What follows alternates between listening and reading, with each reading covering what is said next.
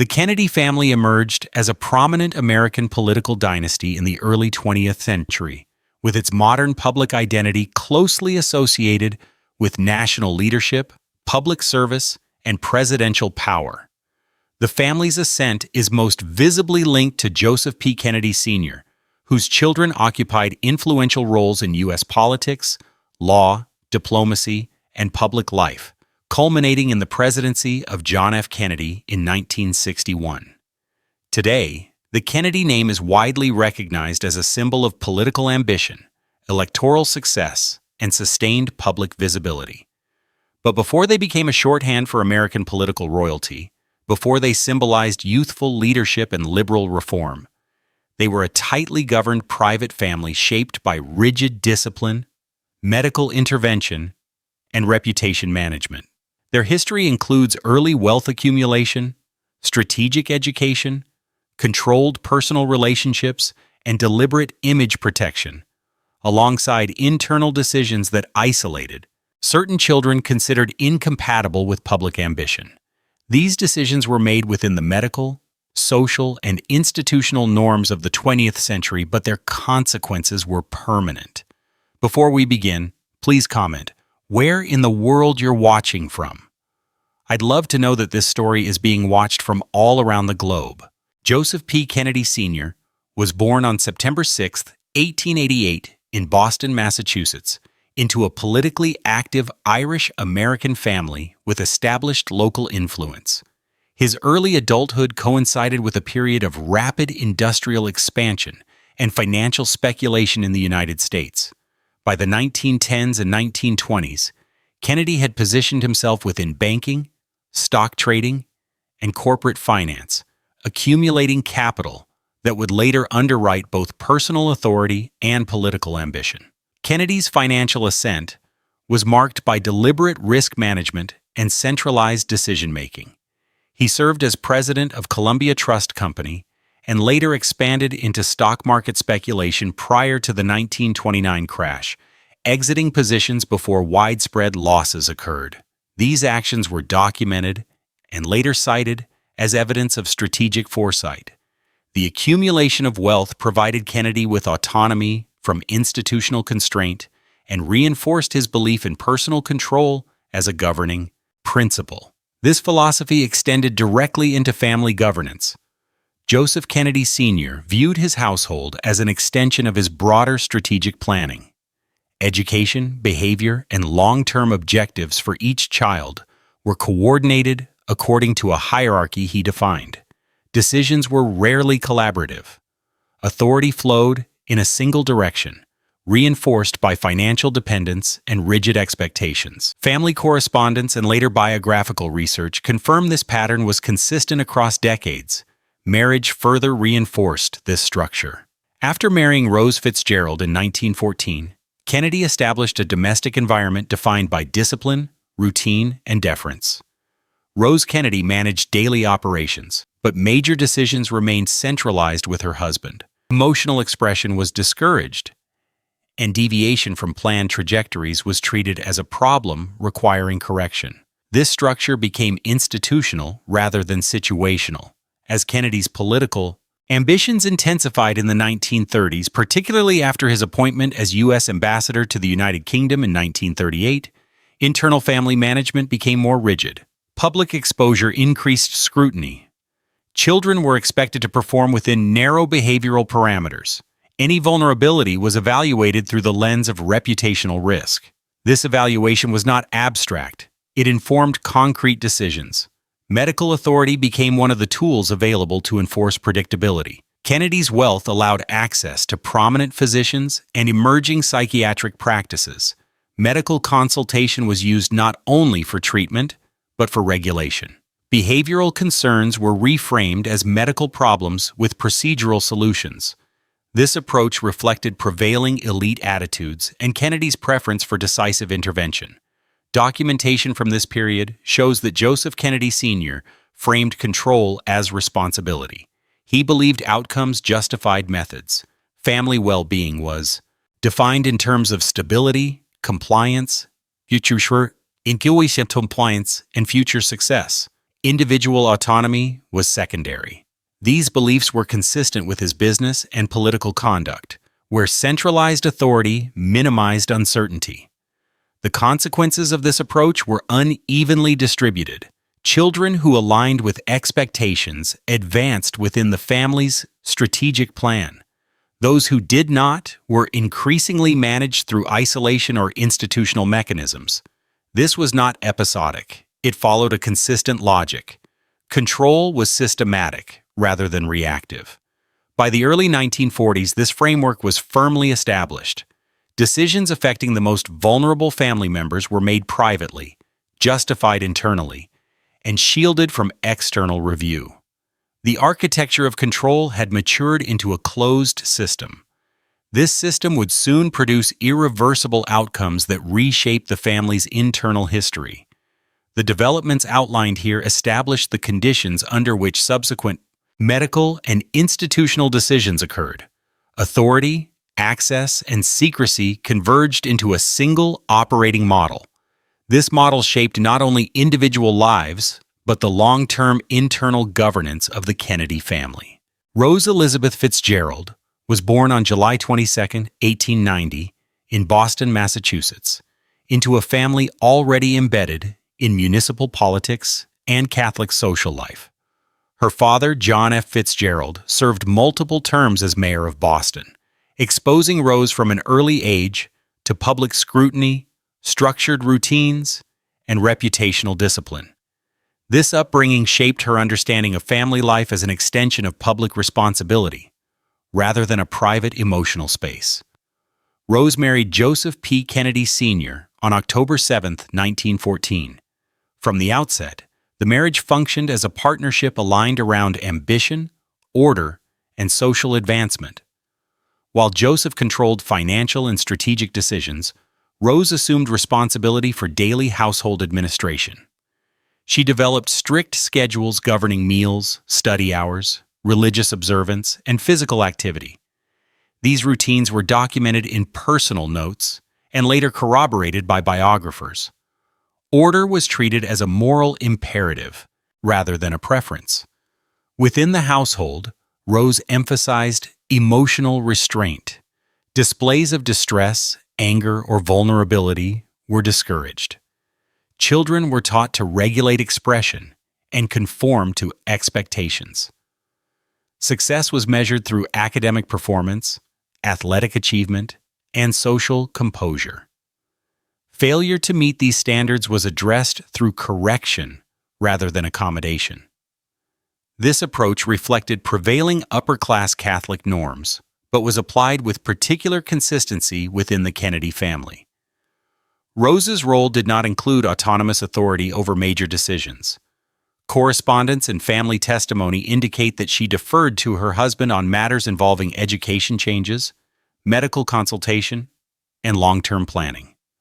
Her administrative role reinforced Joseph Kennedy Sr.'s centralized control by ensuring daily compliance with his expectations. The structure functioned efficiently, leaving little room for deviation or negotiation. As the family grew in size, the system became more formalized. Rose maintained written records of children's progress and behavior. Household staff operated within defined hierarchies. The home environment resembled an institution governed by routine and accountability. Emotional individualism was viewed as destabilizing. Uniformity was considered protective. When children exhibited difficulties that disrupted order, Rose interpreted these issues through a framework of discipline and correction rather than emotional support. Developmental delays or behavioral challenges were framed as problems to be resolved rather than conditions to be accommodated.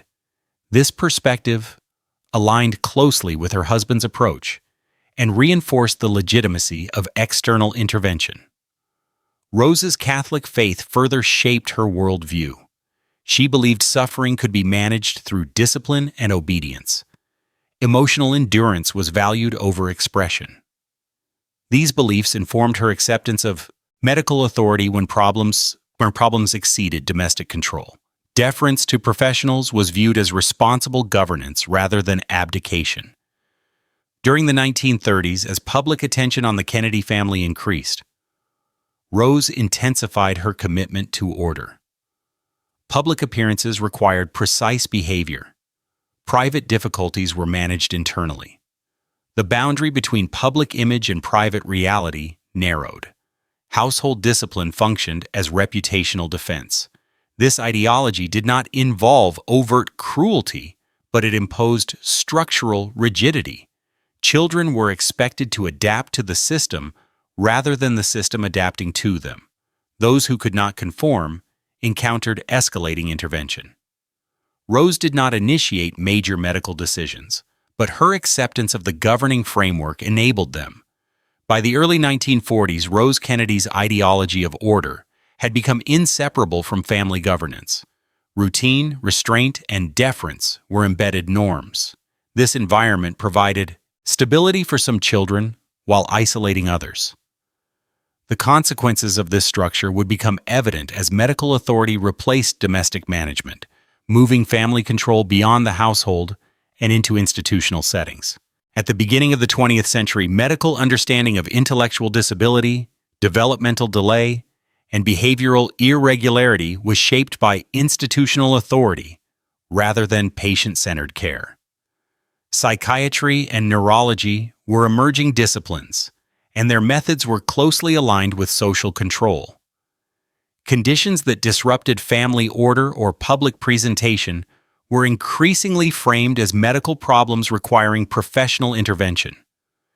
This framework was widely accepted among elite families who sought discretion and permanence. Institutionalization was a common response. State hospitals, private asylums, and religious care facilities expanded rapidly between 1900 and 1935. These institutions promised supervision, predictability, and removal from public view. For affluent families, private facilities offered additional privacy and individualized oversight. Placement decisions were often made by parents or guardians with minimal legal constraint. Patient consent was not a governing standard. Medical professionals operated with broad autonomy. Diagnostic categories were imprecise, and treatment protocols varied widely. Behavioral nonconformity, emotional volatility, and cognitive delay were frequently grouped together under generalized diagnoses. Treatment goals emphasized manageability rather than rehabilitation. Improvement was defined as reduced disruption rather than increased independence. These standards shaped clinical recommendations provided to families like the Kennedys. During the 1930s, experimental interventions gained traction within psychiatric circles. Somatic therapies, including insulin shock treatment and electroconvulsive therapy, were promoted as modern solutions to long-standing problems.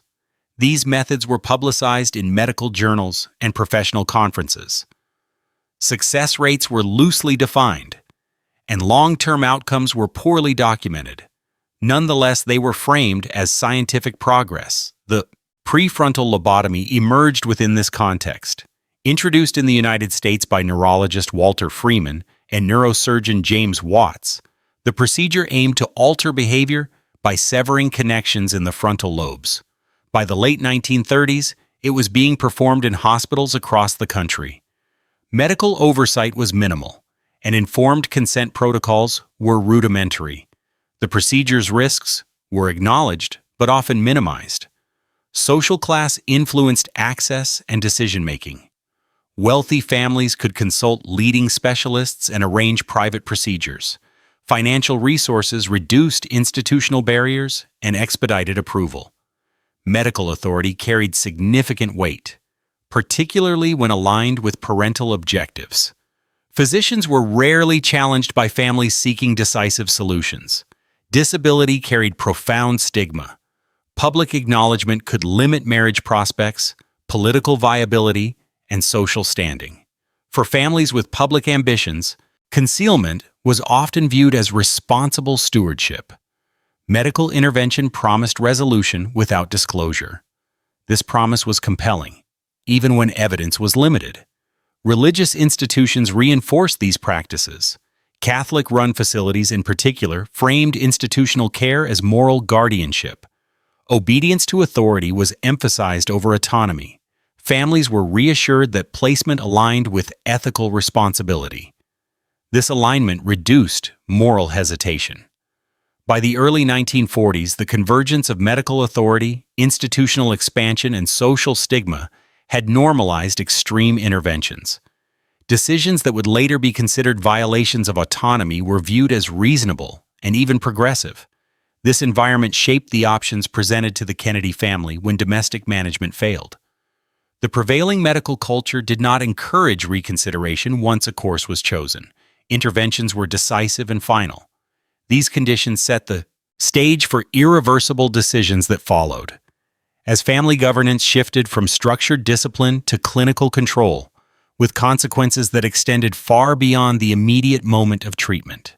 Rose Marie Kennedy was born on September 13, 1918, in Brookline, Massachusetts, during a period when the Kennedy family was consolidating both financial security and social position. She was the third child and first daughter of Joseph P. Kennedy Sr.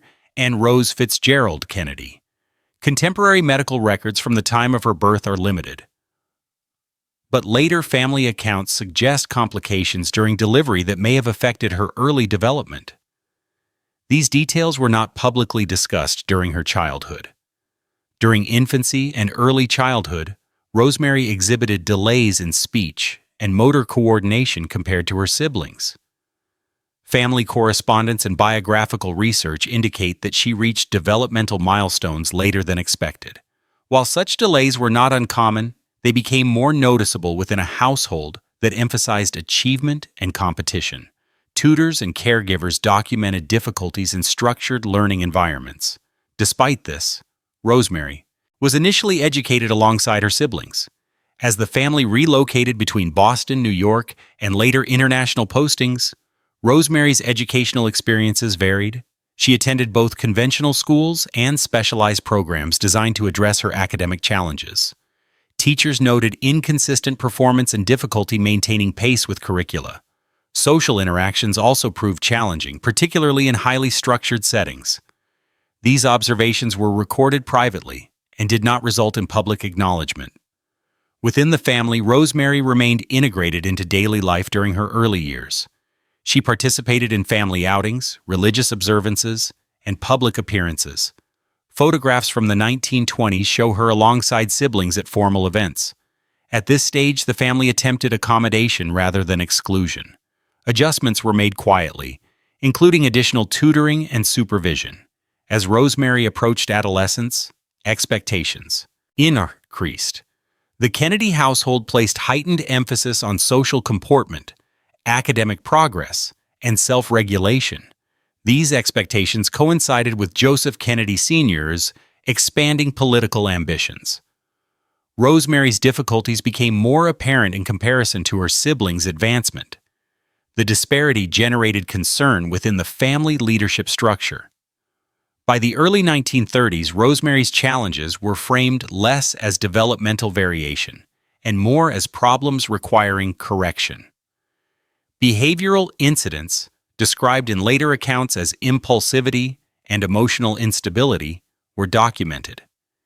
These behaviors conflicted with the family's emphasis on predictability.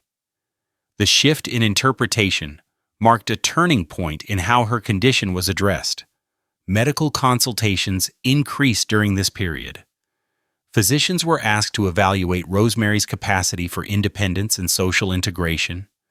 Recommendations emphasized supervision and management. Educational accommodations were gradually replaced by clinical assessments. This transition reflected broader medical attitudes of the era. By the mid-1930s, Rosemary's early development had become a subject of private concern rather than family adaptation. The emphasis moved from support to control. This shift set the conditions for more intrusive interventions, as family governance increasingly relied on external authority to manage perceived risk. By the mid-1930s, as Rosemary Kennedy entered late adolescence, the gap between her development and that of her siblings became more pronounced. The family's expectations shifted as her older brothers advanced through elite educational institutions and began preparing for public careers. Within this context, Rosemary's academic difficulties and social instability were no longer viewed as manageable differences. They were increasingly interpreted as risks requiring intervention. During this period, the Kennedy family relocated to London following Joseph P. Kennedy Sr.'s appointment as United States Ambassador to the United Kingdom in 1938. The diplomatic environment intensified scrutiny of family conduct. Public appearances, formal events, and media attention increased.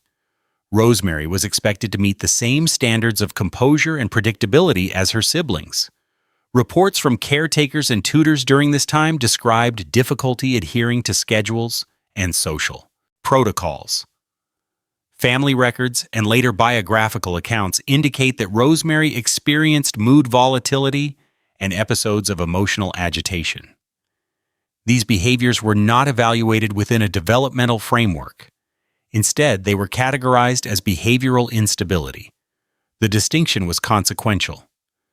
Behavioral instability suggested potential for public embarrassment and loss of control, both of which conflicted with the family's strategic objectives. Joseph Kennedy Sr. responded by increasing supervision. Rosemary was placed under closer monitoring by caregivers and at times restricted in her movements. Educational placements were adjusted repeatedly, with limited success. Each adjustment reinforced the perception that conventional solutions were insufficient. The problem was reframed as chronic rather than situational. Medical consultations intensified between 1938 and 1940. Physicians were asked not only to assess Rosemary's condition but to recommend definitive solutions. The family sought outcomes that would guarantee long-term stability. Predictability became the central criterion. Recommendations emphasizing behavioral management were favored over those suggesting continued accommodation. At the same time, prevailing medical discourse increasingly promoted psychosurgical interventions as modern solutions for behavioral disorders. Joseph Kennedy Sr. was attentive to these developments.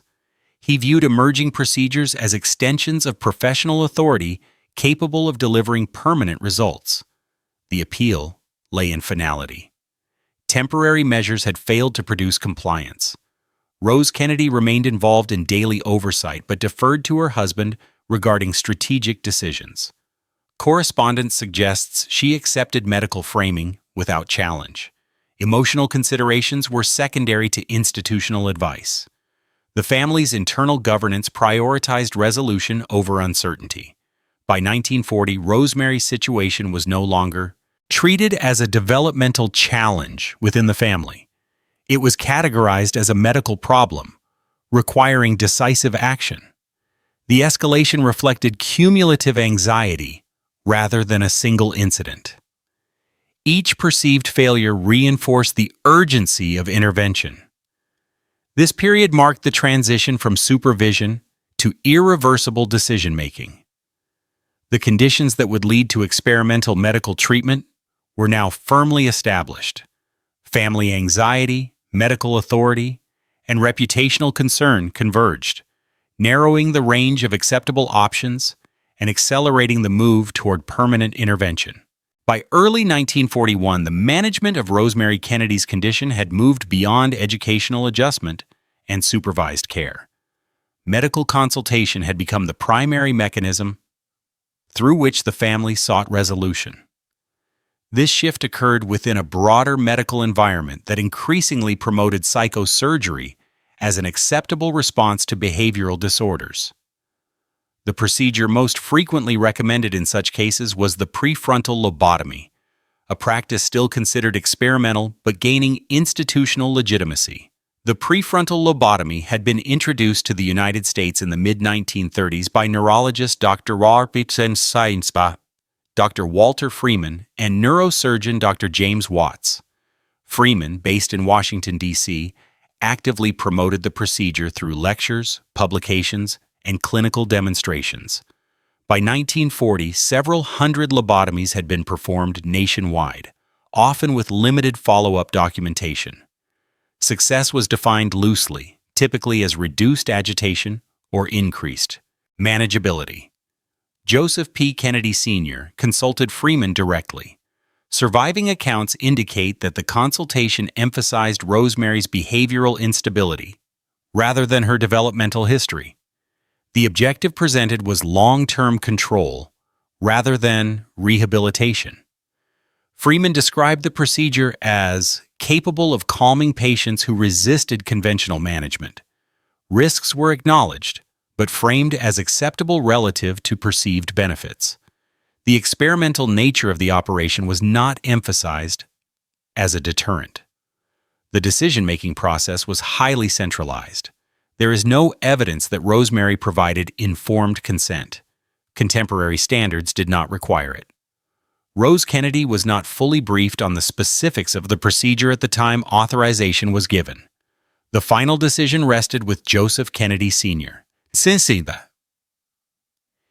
Consistent with established family governance, medical authority and parental authority aligned without external review. The procedure was scheduled quickly. On November 23, 1941, Rosemary Kennedy underwent a prefrontal lobotomy performed by Dr. Watts, with Dr. Freeman present. The operation involved severing neural connections in the frontal lobes while monitoring the patient's verbal responses. According to later descriptions, the surgery was halted when Rosemary's speech became incoherent. By that point, irreversible damage had occurred. Immediately following the operation, it became clear that the outcome was not therapeutic. Rosemary's cognitive and physical functioning declined sharply. The anticipated behavioral stabilization did not materialize. Instead, she lost speech fluency, motor coordination, and independence. Physicians recognized the severity of the result within days. The decision to authorize lobotomy marked a definitive shift in family management. Control had moved fully, from domestic discipline to irreversible medical intervention. This decision closed off all prior alternatives and established conditions that would permanently remove Rosemary from family life. The consequences of this authorization would shape subsequent actions, including long-term institutionalization and sustained secrecy. In the days following the November 23, 1941 procedure, Rosemary Kennedy's condition deteriorated rapidly. The effects of the prefrontal lobotomy were immediate and severe. Medical notes and later accounts indicate that she experienced a dramatic loss of cognitive function, speech capacity, and motor control. Tasks she had previously managed with assistance became impossible. The anticipated outcome of behavioral stabilization did not occur. Physicians involved in her care recognized the failure of the operation within a short period. Rosemary was unable to speak coherently, struggled to walk without support, and required constant supervision. Her emotional responsiveness diminished significantly. These changes were not temporary side effects. They reflected permanent neurological damage. There was no medical protocol available to reverse or mitigate the outcome. The deterioration forced an urgent reassessment of her care. Continued residence within the family household was no longer feasible. The level of supervision required exceeded domestic capacity. Medical professionals advised long-term custodial care. These recommendations aligned with prevailing standards for patients rendered severely disabled by neurological intervention. Rehabilitation options were limited and poorly developed. Joseph Kennedy Sr. responded by restricting information about the procedure and its outcome.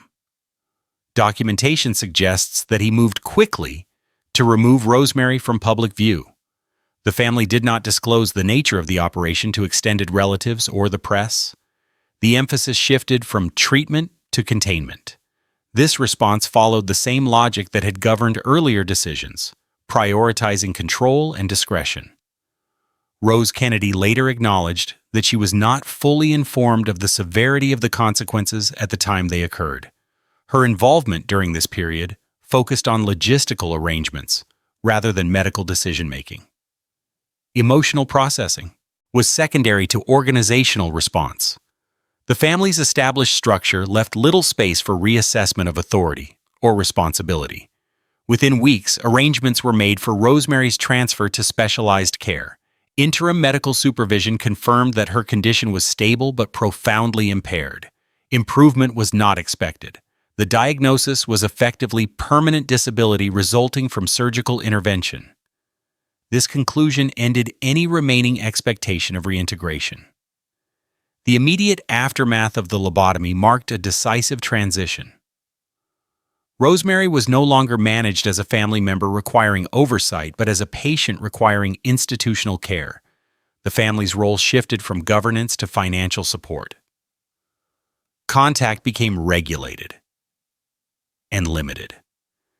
These developments clarified the consequences of medical authority exercised without ethical constraint. The failure of the procedure was not publicly acknowledged, but it reshaped internal decision-making. The next steps focused on permanent placement and long-term isolation, setting the framework for decades of institutionalization that would follow. By early 1942, following medical confirmation that Rosemary Kennedy's impairments were permanent, arrangements were made for her long-term placement outside the family household. The decision reflected both clinical recommendations and the family's established approach to managing internal crises.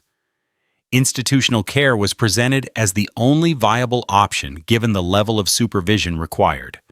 The selection of facility prioritized discretion, stability, and distance from public attention. Rosemary was transferred to St. Coletta School for Exceptional Children in Jefferson, Wisconsin, a Catholic-run institution specializing in long-term care for individuals with intellectual and developmental disabilities. The facility was operated by the Sisters of St. Francis and emphasized custodial care, routine, and religious structure. Its location provided geographic separation from the Kennedy family's primary residences and political centers. This distance reduced the likelihood of unsupervised contact or public inquiry. At St. Coletta, Rosemary lived under constant supervision. Records indicate that her daily life followed a rigid schedule centered on basic care, limited occupational activity, and religious observance. She required assistance with mobility, communication, and personal tasks. Medical evaluations conducted after her arrival confirmed that her cognitive functioning was severely diminished. Expectations of improvement were minimal. The institutional objective was maintenance rather than rehabilitation. Family involvement during this period was limited. Financial support was consistent and substantial, ensuring Rosemary received uninterrupted care. However, personal visits were infrequent, particularly during the early years of her placement. Correspondence regarding her condition was restricted to a small circle within the family. Most siblings were given only partial information. Her absence from family events became permanent rather than temporary. Publicly, the family offered vague explanations. Statements suggested that Rosemary was living privately or receiving rest care. No acknowledgement of institutionalization or medical intervention was made. Biographical materials published during the 1940s and 1950s omitted her entirely. This omission was systematic and sustained. It reflected deliberate narrative management rather than oversight. The placement at St. Coletta effectively removed Rosemary from the family's public and private life. Decisions regarding her care were delegated to the institution. Oversight was administrative rather than personal. The arrangement ensured predictability and containment, aligning with the family's broader priorities. Emotional integration was replaced by procedural management. Over time, St. Coletta became Rosemary's permanent residence. She would remain there for decades, surviving many members of her immediate family. Her institutionalization represented the final stage of a process that began with discipline, escalated through medical intervention, and concluded with isolation. This outcome reshaped the internal history of the Kennedy family and established a pattern of secrecy that would persist for years. Following Rosemary Kennedy's placement at St. Coletta, the Kennedy family moved quickly to formalize a strategy of silence regarding her condition. This strategy was implemented during a period when the family's political profile was expanding rapidly. Joseph P. Kennedy Sr. remained focused on advancing the public careers of his sons, and any disclosure that could complicate that trajectory was treated as unacceptable. Information control became a deliberate and sustained practice. Public references to Rosemary ceased almost entirely. When inquiries arose, the family offered vague and nonspecific explanations, suggesting that she was living privately or receiving rest care away from public attention. These statements were technically ambiguous but strategically effective. No mention was made of institutionalization, neurological injury, or psychosurgical intervention. The absence of detail discouraged further questioning and prevented verification. Biographical materials produced during the 1940s and 1950s reinforced this omission. Authorized profiles, press releases, and campaign literature excluded Rosemary from family descriptions. Photographs were curated to remove her presence. Family genealogies published during this period either omitted her name or listed her without context. This was not an isolated editorial decision, but a coordinated narrative approach maintained over decades. Journalists covering the Kennedy family were provided controlled access. Press relationships were carefully managed, and lines of inquiry deemed intrusive were deflected. The family's growing political influence further limited scrutiny. Editors and reporters were reluctant to pursue stories that lacked documentation or contradicted official accounts. The absence of public records reinforced the effectiveness of the strategy. Within the family, information was compartmentalized. Younger siblings were not provided full explanations. Discussion of Rosemary was discouraged. Her condition was treated as a resolved matter rather than an ongoing reality. This internal silence mirrored the external narrative. It reduced the risk of accidental disclosure and normalized absence. The secrecy also extended to institutional correspondence. Communication with St. Coletta was handled discreetly and through designated intermediaries. Records were maintained but not circulated. Oversight focused on administrative continuity rather than personal engagement. The arrangement minimized visibility while ensuring stability. This period of narrative control coincided with critical political milestones, including congressional campaigns and national elections. The family's public image emphasized unity, vitality, and achievement. Contradictory elements were excluded. The effectiveness of this approach depended on consistency over time, which the family maintained. The sustained erasure of Rosemary Kennedy from public narrative was a structural decision rather than a temporary response. It demonstrated how power and influence could shape historical record in real time. This strategy would remain in place until shifting social attitudes and independent research began to challenge the official version, gradually altering public understanding in subsequent decades. The removal of Rosemary Kennedy from family life had lasting effects on sibling relationships and internal dynamics within the Kennedy household. By the early 1940s, her absence had become normalized through silence and routine rather than explanation.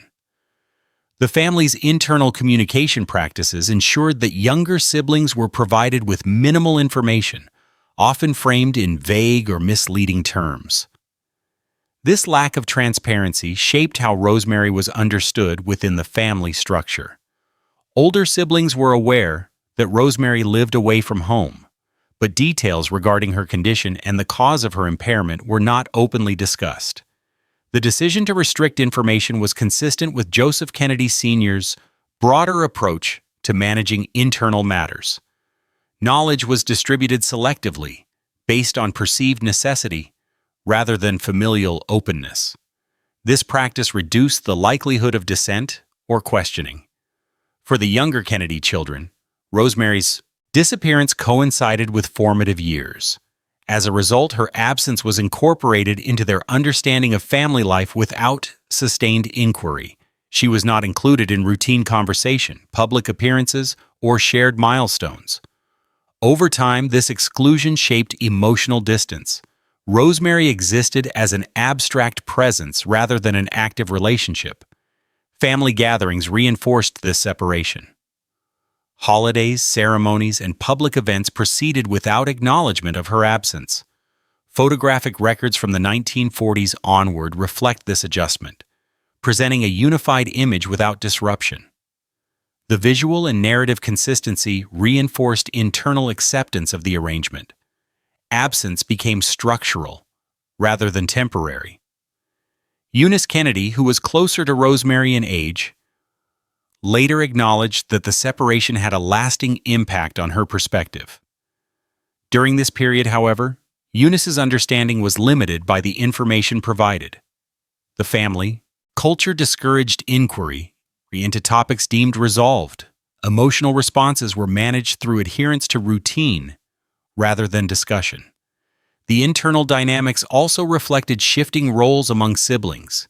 As Rosemary was removed from consideration, focus intensified on those aligned with public ambition. Expectations increased accordingly. The family hierarchy adjusted, redistributing attention and resources.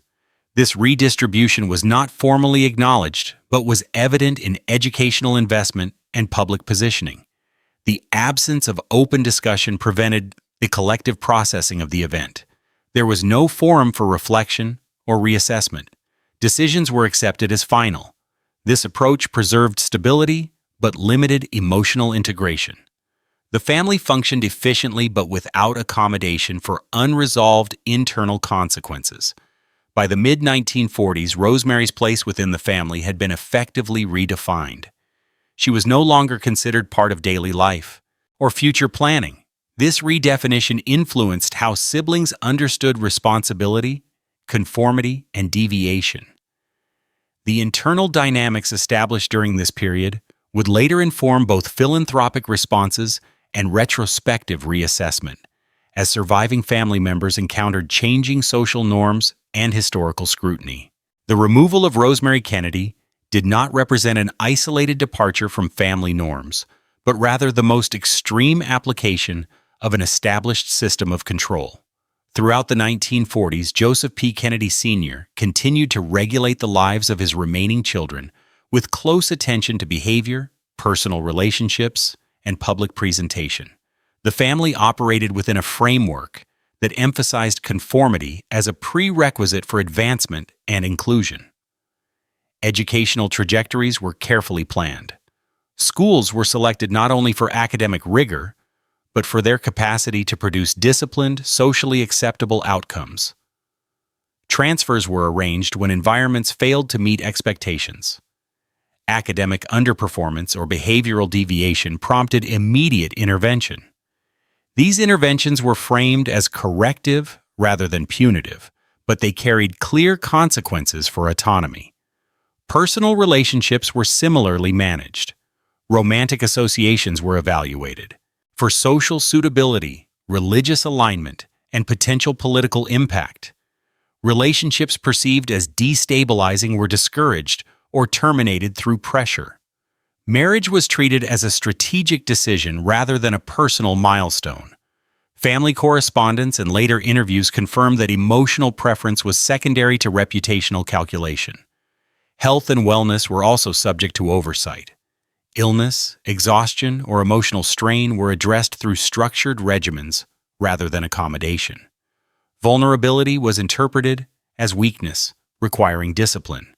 Medical consultation was sought when compliance could not be achieved through routine. The authority of professionals reinforced parental decisions rather than challenged them. This system created clear incentives. Children who aligned with expectations received increased support, visibility, and opportunity. Those who did not were managed through restriction or marginalization. The hierarchy was enforced consistently. Inclusion depended on predictability. Deviations introduced uncertainty, which the system was designed to eliminate. Rose Kennedy's role remained administrative. She ensured daily adherence to schedules and expectations while deferring strategic decisions to her husband. Household staff operated within clearly defined roles, reinforcing structure rather than flexibility. The family environment functioned with institutional efficiency. Emotional negotiation was limited. The broader social context supported these practices. Elite families often treated children as extensions of legacy, rather than autonomous individuals. The Kennedy approach was more systematic, but not unprecedented. Wealth and influence amplified its effects by reducing external challenge. The absence of oversight enabled continuity. By the late 1940s, the family's internal governance had produced outward success. Political careers advanced, public image stabilized, and scrutiny diminished. Internally, however, the cost of conformity was unevenly distributed. Rosemary's removal served as a cautionary precedent. It demonstrated the consequences of deviation and reinforced compliance. This chapter's developments reveal that Rosemary's institutionalization was not an anomaly, but an outcome consistent with the family's governing logic. Control was applied across the household, scaled according to perceived risk. This logic would later be reassessed as surviving family members encountered shifting ethical standards and growing historical examination. The medical decisions affecting Rosemary Kennedy were made within a professional environment that lacked formal ethical safeguards. In the early 20th century, informed consent was not a standardized requirement, particularly for patients deemed cognitively impaired. Physicians exercised broad discretion, and parental authority was generally sufficient to authorize invasive treatment. This structure placed significant power in the hands of medical practitioners aligned with family objectives. Psychiatry and neurology operated with evolving diagnostic frameworks. Behavioral nonconformity, emotional volatility, and intellectual disability were frequently grouped under broad classifications.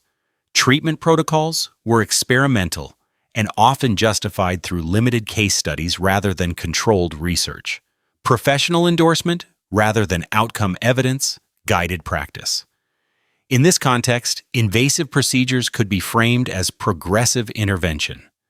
The prefrontal lobotomy exemplified this dynamic.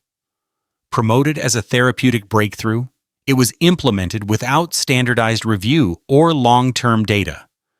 Physicians reported outcomes selectively, emphasizing reduced agitation rather than functional decline.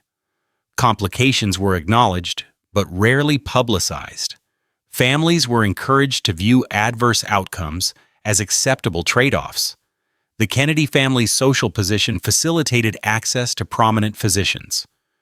Medical recommendations were presented with institutional authority and minimal challenge. There is no evidence of external consultation or second opinions outside this professional circle. Decision-making occurred privately, without legal oversight or ethical review boards. This absence of constraint extended beyond the initial procedure. Following the operation, Rosemary's condition was managed through institutional placement without reassessment of responsibility. Medical failure did not trigger accountability mechanisms. The family accepted professional judgment as final. Documentation remained restricted. The broader medical community did not intervene. At the time, adverse outcomes were not systematically reported. Professional networks prioritized innovation over evaluation. Ethical reform would not emerge until later decades, prompted by accumulating evidence of harm across multiple fields. This environment enabled irreversible decisions with limited resistance. The convergence of parental authority, medical autonomy, and social privilege produced outcomes that were structurally protected from scrutiny. Rosemary's case illustrates how ethical absence functioned not as negligence, but as accepted practice. By the mid-20th century, this framework began to erode. New standards for consent and patient rights emerged gradually. However, these reforms came too late to alter Rosemary's circumstances. The decisions made under earlier conditions remained permanent, shaping both individual lives and historical record. By the late 1950 and early 1960, the social environment surrounding disability and mental health in the United States began to change. Advances in medical ethics, combined with increased public discussion of patient rights, gradually altered how institutionalization and invasive treatment were perceived. These shifts did not immediately affect the Kennedy family's handling of Rosemary's case, but they began to influence how such histories could be discussed publicly. During this period, the Kennedy family's political prominence reached its peak. John F. Kennedy's election to the presidency in 1960 intensified media attention and historical documentation of the family's background. Biographers and journalists revisited earlier family narratives, although access remained limited. Rosemary's absence continued to be largely unexplained in public accounts. Authorized biographies published during these years either omitted her entirely or referenced her in minimal, non-specific terms. Internally, the family maintained established boundaries regarding discussion of Rosemary. Information remained compartmentalized, and institutional arrangements continued without significant modification. St. Coletta remained her permanent residence, with care focused on maintenance rather than rehabilitation. Visits increased slightly over time, but her condition did not change. The family's approach emphasized continuity rather than reassessment. The broader cultural shift, however, began to erode the effectiveness of long-term secrecy. Disability advocacy groups emerged, and institutional practices faced increasing scrutiny. Medical literature reassessed earlier psychosurgical interventions, acknowledging harm and limited efficacy. The prefrontal lobotomy, once promoted as innovative, became widely criticized. This reevaluation reframed past decisions within a new ethical context. By the late 1960s, independent researchers and journalists began uncovering details previously excluded from public record. Archival access expanded incrementally. Family members were increasingly asked to address omissions in earlier narratives. While disclosures remained cautious, they marked a departure from absolute silence. The death of Joseph P. Kennedy Sr. in 1969 removed the central authority figure who had enforced narrative control. Without his direct oversight, the family's internal governance began to adjust. This shift did not immediately result in full transparency, but it created conditions for reconsideration. The gradual disclosure of Rosemary Kennedy's situation reflected broader historical change rather than a single decision. As social norms evolved, the family's ability to suppress uncomfortable histories diminished. These developments laid the groundwork for more explicit acknowledgement in later decades, altering public understanding of the Kennedy legacy and expanding the scope of historical inquiry. During the 1960s, Eunice Kennedy Shriver emerged as the family member most directly engaged with issues of intellectual disability and institutional care. Born on July 10, 1921, she had grown up within the same household structure that shaped Rosemary's removal, but her adult career unfolded during a period of changing social and medical attitudes. By this time, public policy and professional discourse increasingly questioned long-term institutionalization and the exclusion of individuals with disabilities from public life. Eunice's involvement developed gradually, rather than as an immediate public response. Throughout the 1950s, she maintained intermittent contact with Rosemary at St. Coletta, gaining direct exposure to institutional conditions and limitations. These visits coincided with growing national attention to disability policy, particularly under the Kennedy administration. President John F. Kennedy signed legislation expanding funding for research and services related to intellectual disabilities, reflecting a broader shift in federal priorities. In 1962, Eunice began organizing summer camps for children with intellectual disabilities at her home in Maryland. These programs were structured, supervised, and focused on physical activity and social participation. The initiative was framed as practical engagement rather than public critique. It demonstrated an alternative to custodial isolation without explicitly referencing Rosemary's experience.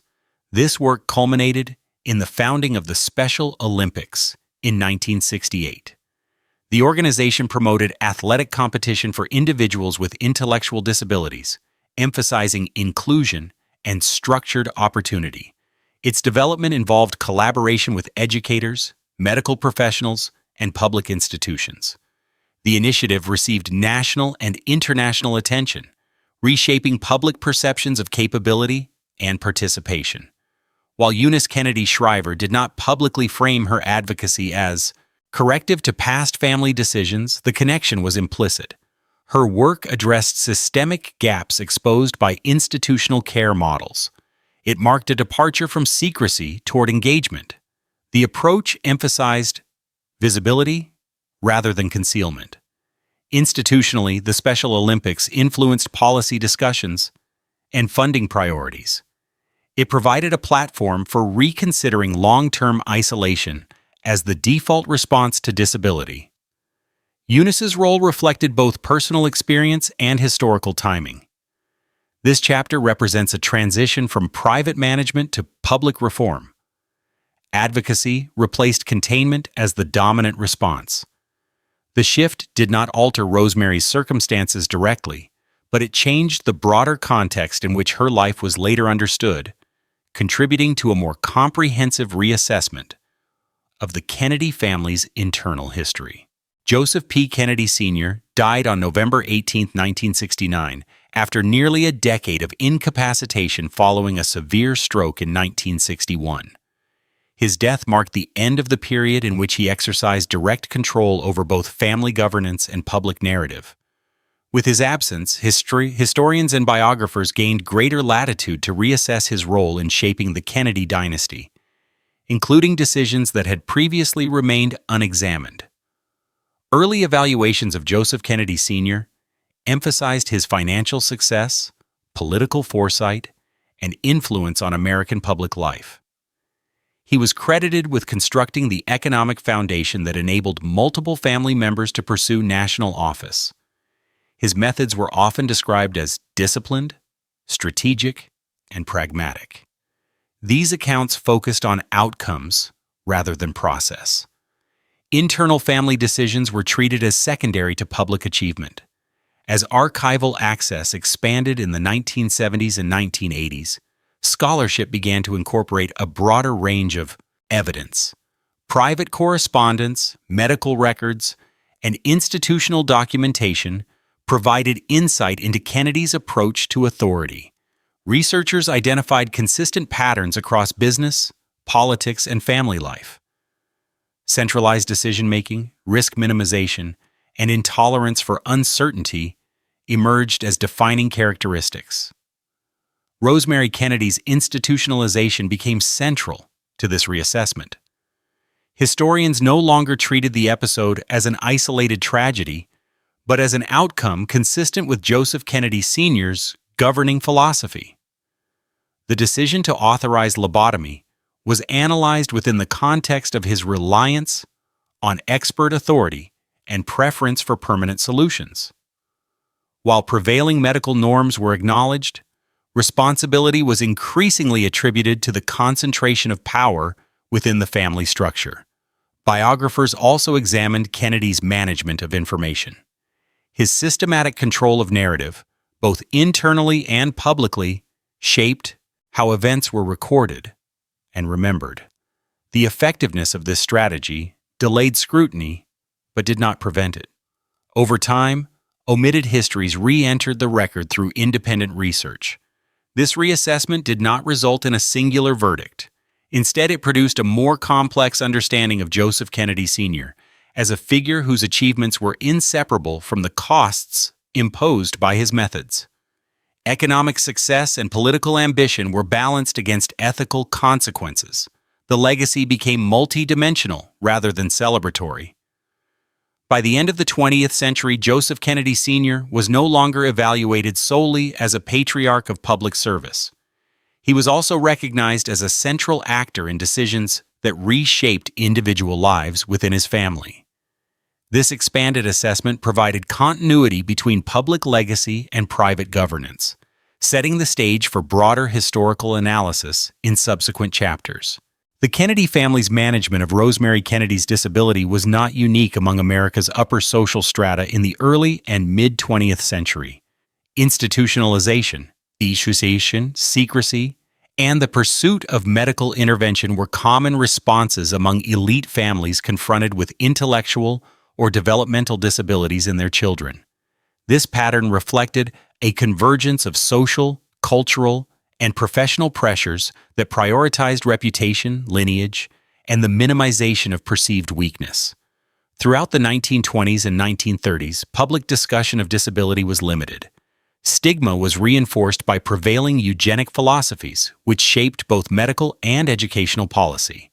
Wealthy families were more likely to access private institutions or leading specialists, affording them options not available to the broader population. These options, however, were selected for their discretion and capacity to remove disabled individuals from public view rather than for any evidence-based rehabilitative potential. Medical professionals who worked with elite families frequently emphasized intervention and containment. New treatments, often experimental, were more readily adopted by those with means, as the promise of a solution was valued above the risk of failure or harm. Institutional records from private facilities reveal a clientele that included prominent names from banking, industry, and politics. Placement was often for life, with limited prospect of review or reintegration. The role of gender further shaped outcomes. Female children, particularly in prominent families, were considered vulnerable to reputational risk stemming from both their condition and any behavioral deviation. Protective isolation was justified as a necessary safeguard, aligning with broader cultural views regarding femininity and family honor. Boys, while not exempt from institutionalization, were sometimes afforded more extensive efforts at remediation. Secrecy served both internal and external purposes. Internally, it enabled families to maintain a functional narrative of unity and achievement. Externally, it protected public image and future prospects for siblings. Communication about institutionalized family members was minimized, both within households and in broader social networks. Public acknowledgement was rare, and official biographies typically omitted reference to disabled relatives. The emergence of disability advocacy and evolving social policy in the latter half of the 20th century exposed the limitations and harms of these strategies. Historical analysis shifted to include the voices and experiences of those who had been removed from family life. The Kennedy case, because of its documentation and the family's prominence, became a reference point in discussions of class, privilege, and the history of disability in America.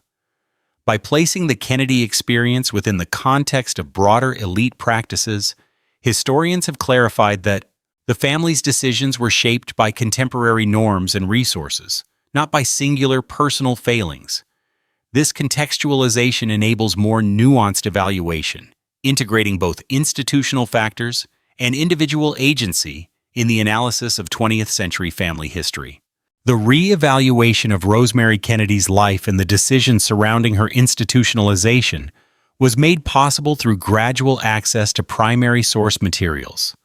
In the decades following her removal from public life, documentation was limited to private correspondence, restricted institutional records, and selective family statements.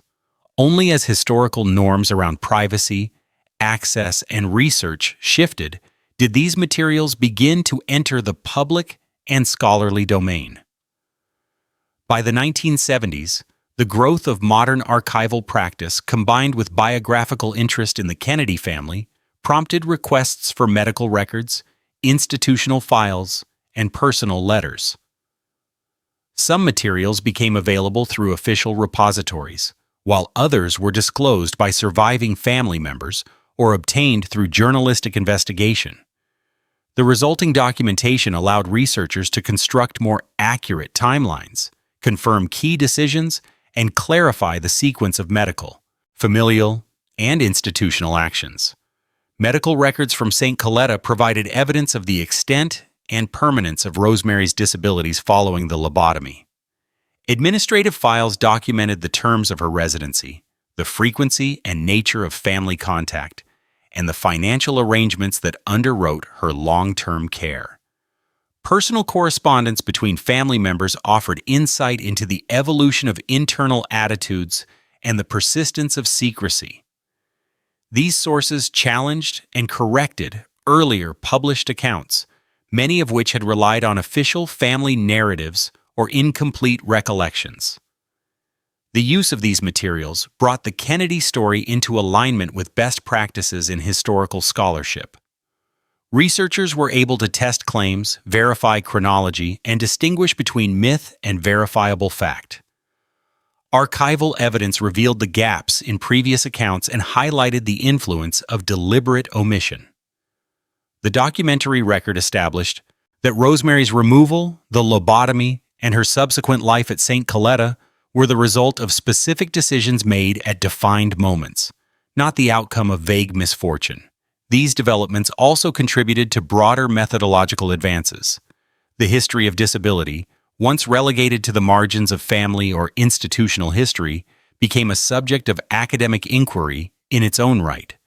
The Kennedy case was frequently cited as a pivotal example in this evolving field. Its documentation offered a rare view into both the private mechanisms and public consequences of disability management among elites.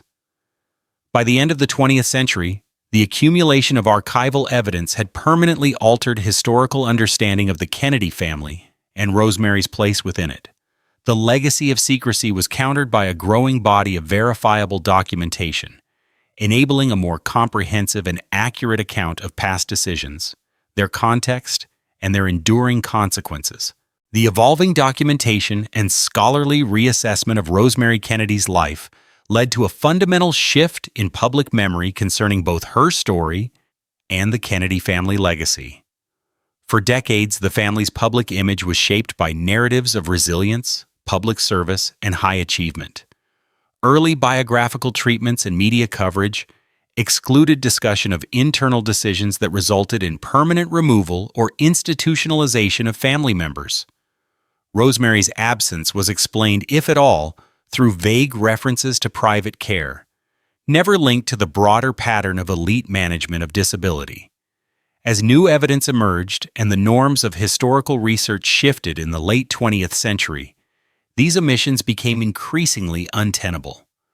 Documentary filmmakers, journalists, and biographers incorporated archival records into their work, providing new context for understanding the cost of family control and the realities of medical intervention. The expansion of the disability rights movement and its influence on cultural and academic discourse encouraged a broader audience to engage with these histories, challenging older narratives centered solely on political and public success.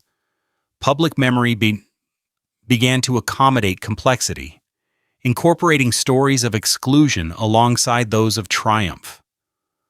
Rosemary's life was reframed, not simply as a personal tragedy, but as a representative experience, one that highlighted the intersection of class, medicine, gender, and family power in 20th century America.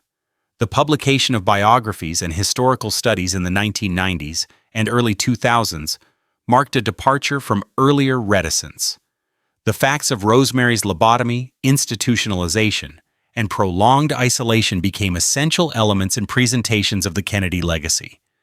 This expansion of narrative did not occur without resistance. Some members of the extended Kennedy family expressed concern about the focus on difficult aspects of the family's past.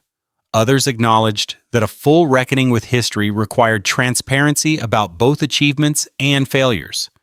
Media coverage reflected this tension, with some outlets emphasizing sensational aspects, while others focused on historical explanation. Academic treatments of the Kennedy family now include Rosemary's story as a matter of course. Educational materials and public exhibitions present a more nuanced account of the family, linking its management of disability to larger trends in American social and medical history. The consequences of secrecy, intervention, and later advocacy are recognized as integral to the overall understanding of the family's impact. Incorporating Rosemary Kennedy's experience into public memory has produced a more complete and critically informed narrative. The recognition of her story marks the transition from selective remembrance to historical inclusion, establishing a precedent for addressing similar cases within and beyond the history of America's elite families. By the early 21st century, the story of Rosemary Kennedy had become inseparable from assessments of the Kennedy family's power, ambition, and the costs imposed on its most vulnerable members. Historical inquiry now routinely examined the family's methods of governance, not only in public and political spheres, but within its own household. The management of disability, secrecy, and institutionalization became focal points for understanding the operation and limits of familial authority among the American elite. The decisions surrounding Rosemary's life, including her lobotomy and subsequent institutionalization, are now understood as the product of intersecting influences, prevailing medical practices, social stigma surrounding disability, and the Kennedy family's strategic imperative to protect its public image. The exercise of power in this context produced permanent consequences. The narrative of protection, offered at the time as justification, is now recognized as having entailed exclusion and erasure. The cost of these decisions extended beyond Rosemary herself. Her absence altered sibling dynamics, reinforced internal hierarchies, and shaped future philanthropic efforts, particularly those led by Eunice Kennedy Shriver. The family's later public advocacy for disability rights and inclusion is regarded by historians as both a response to and a legacy of the earlier period of secrecy and control. Institutional care and family governance are thus linked, demonstrating the enduring impact of choices made under very different social and ethical standards. In assessing the Kennedy family's history, scholars now integrate ethical evaluation with factual analysis. The actions taken in Rosemary's case are neither separated from their context nor excused by it.